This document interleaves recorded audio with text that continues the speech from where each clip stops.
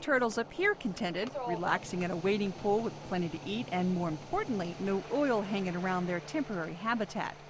Audubon Institute's Center for Research of Endangered Species in New Orleans, Louisiana, is one of several facilities taking care of the animals caught up in the BP oil spill. I like to refer to it as the Sea Turtle Mass Unit for the oil spill for Louisiana. Michelle Kelly is the Sea Turtle and Marine Mammal Stranding Coordinator for Audubon. She says after the sea turtles have been picked up, they're cleaned and treated, including what's called a cavage of mayonnaise and cod liver oil that will help purge their digestive system of oil. The vast majority of the sea turtles treated at Audubon survive the ordeal, but it's not a short-term project. Because we don't know the long-term effects of hydrocarbons on sea turtles. There's no book. We're writing the book and we're living the book as we move right now. And so their electrolytes and glucose levels can plummet several days after.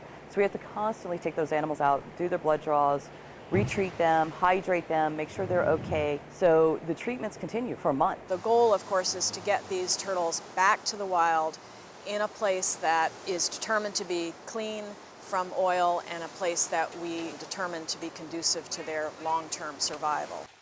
Barbara Schroeder is Sea Turtle Coordinator for the National Oceanic and Atmospheric Administration in Washington. There are 5 species of turtles in the Gulf of Mexico, and we have concerns about all of them. 4 of them are endangered, and one, the loggerhead, is currently threatened but proposed for endangered listing. So we have 5 of the world's 7 species inhabiting the Gulf of Mexico. The Kim's Ridley sea turtle may be the most threatened by the Gulf oil spill because its only home is in the Gulf and parts of the Atlantic. With a catastrophic event like this, in terms of the species globally, it's in a little bit more of a precarious position because it only occurs in a more restricted place, and that happens to be where the oil spill has occurred.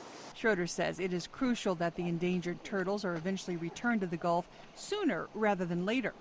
She says many of the turtles picked up in the Gulf are at a stage where they are ready to move into waters near the shore. The good thing about the size of these turtles is that we have options for where to release them.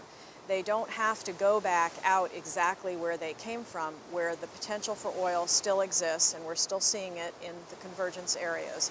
But we have an option to release them in nearshore areas that were never oiled. However, Barbara Schroeder says the young loggerhead turtles, which still live on the surface of the ocean, will be relocated to areas of the Gulf that are clean. Still, some turtles may find themselves swimming back into the oil-polluted waters of the Gulf, especially the Kim's Ridley. The southern coast of Texas and the northern coast of Mexico is where they generally go nest and lay their eggs. So again, if we release them, the mechanism in their brain says swim right back through it. As Michelle Kelly puts it, Audubon is in it for the long haul. The long-term effects of the massive oil spill are unclear, as is just how much oil remains in the water.